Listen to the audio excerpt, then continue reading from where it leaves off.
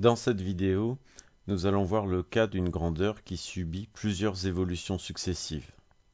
Par exemple, une augmentation suivie d'une diminution, une diminution suivie d'une augmentation, deux augmentations successives ou deux diminutions successives. Pour que vous compreniez bien, j'ai choisi un exemple. Une grandeur est d'abord multipliée par 2, puis multipliée par 3. On cherche à savoir par combien elle a été multipliée globalement. Cette grandeur, par exemple, peut valoir 100 au départ. Elle est multipliée par 2, on obtient 200, puis multipliée par 3, on obtient 600. On voit qu'en tout, elle a été multipliée par 6. Elle a donc été multipliée par 2 fois 3.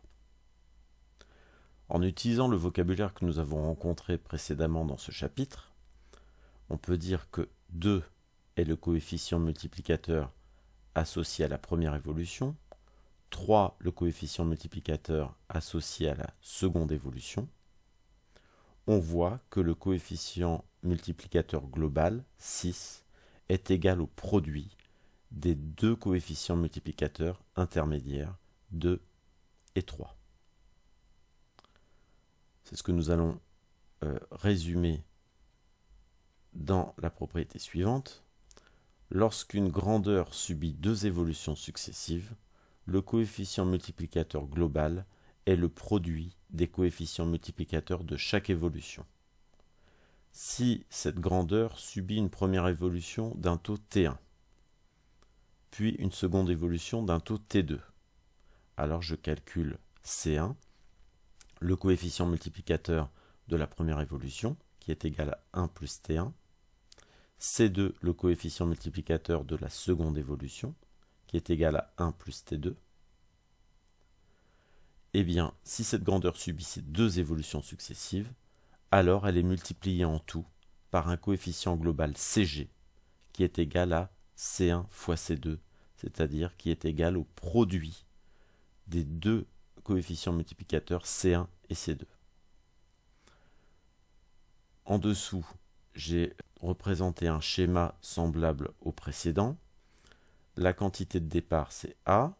Elle est multipliée d'abord par C1, on obtient A', puis par C2, on obtient A seconde, et globalement, elle est multipliée par CG. CG étant le produit de C1 par C2. Nous allons voir maintenant comment cette formule s'applique dans deux exercices.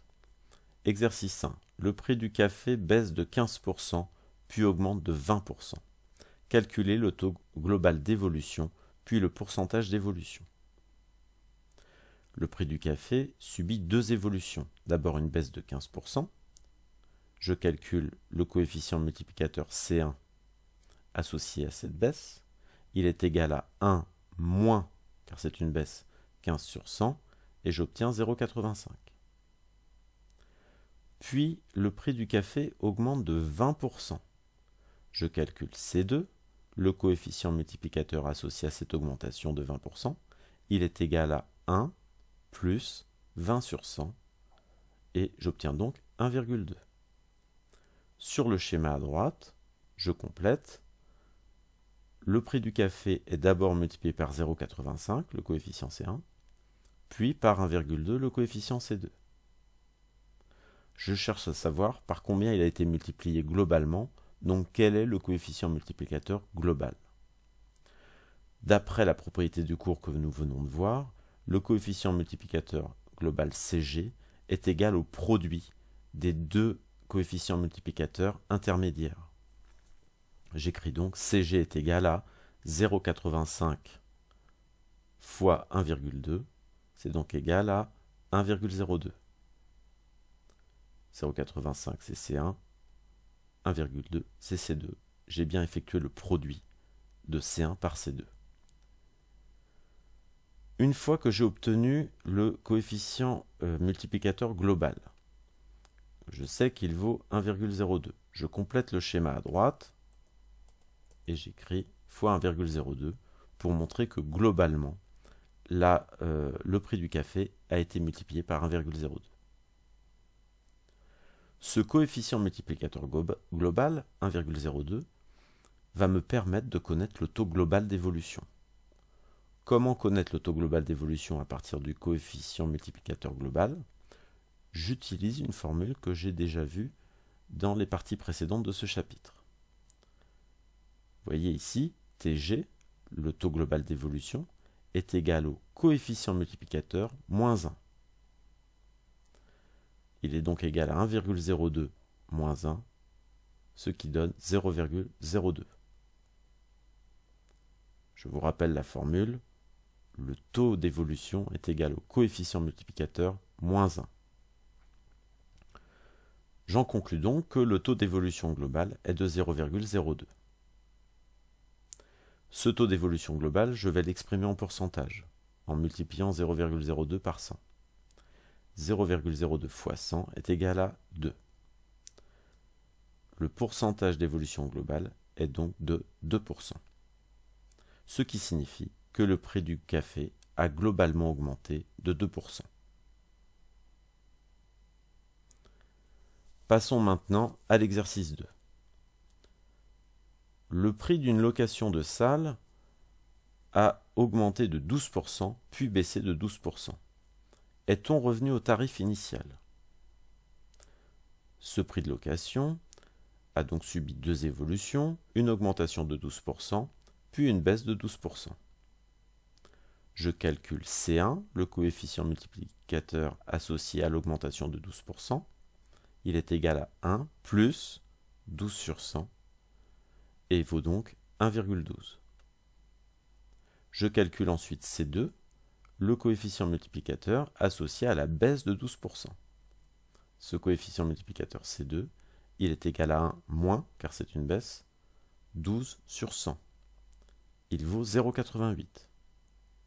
Je complète le schéma à droite. Le prix de location de cette salle a d'abord été multiplié par C1, 1,12, puis par C2, 0,88. À partir de ces deux coefficients multiplicateurs intermédiaires, je peux calculer le coefficient multiplicateur global CG. CG est égal au produit de C1 par C2, donc est égal au produit de 1,12 par 0,88. J'obtiens 0,9856 et je complète le schéma à droite, 0,9856.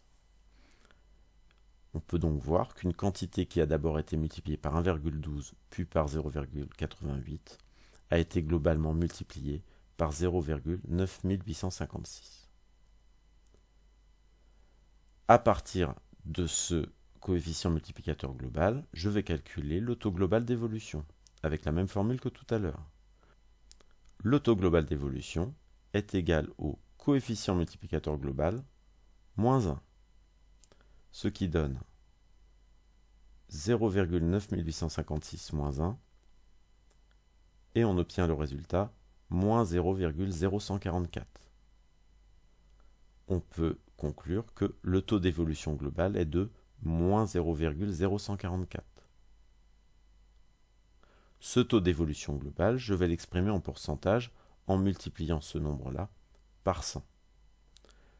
Moins 0,0144 fois 100 est égal à moins 1,44. J'obtiens le pourcentage d'évolution globale. J'écris le pourcentage d'évolution globale est de moins 1,44%, ce qui signifie que le prix a globalement baissé d'1,44%. On n'est donc pas revenu au prix initial. Si on était revenu au prix initial, le pourcentage d'évolution aurait dû être de 0%. Merci de votre attention.